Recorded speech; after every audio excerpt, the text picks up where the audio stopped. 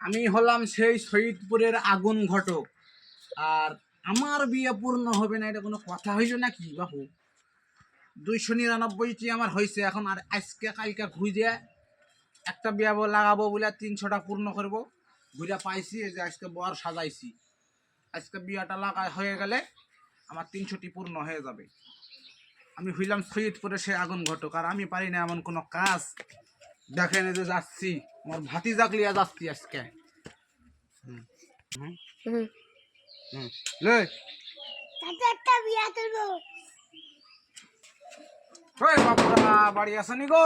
চলে আসি তো বর লিয়া, আজকে বিয়া হবে। চলে আসি বর লিয়া, খুলো খুলো খুলো খুলো। এই যে শুরু করলাম, আসো আসো আসো। যাই যাই বিয়ে শাদী হয় নাকি, কি কি করেছে বাড়ি।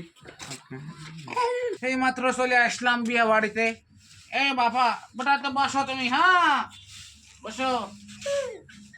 আজকে বিয়ে তোমার হবে, আমার 300টা আজকে পূর্ণ হবে। আমি হইলাম সেই সৈয়দপুরের আগুন ঘটক। বসলাম। কানের জিনিস নাই, নাকের ফুল নাই, লিটার মিটার কিছু নাই, কি যাবো সাজাইলিয়া যাবো ফুল। এগুলো আইন নাই আমাদের বাসা হচ্ছে সৈয়দপুর। আমি বলি না আমি সৈয়দপুরের ঘটক, আগুন ঘটক।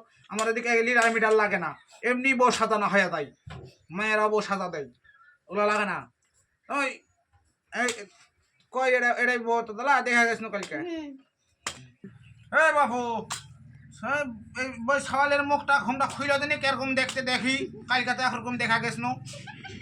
এরে মা সারিছে এই সওয়ালে দাঁত ফোকরা, এর সাথে আমার ভাতিজার বিয়ে দেবো না, এই বিয়ে এখনই ভেঙে দিলাম। ওটা এই ভাতি এটা বসাই চলে গেলাম, এই বিয়ে আর হবে না।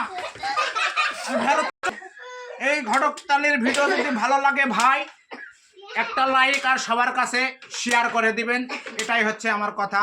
এ বললে শেষ করলাম। আমি সৈয়দপুরের আগুন ঘটক।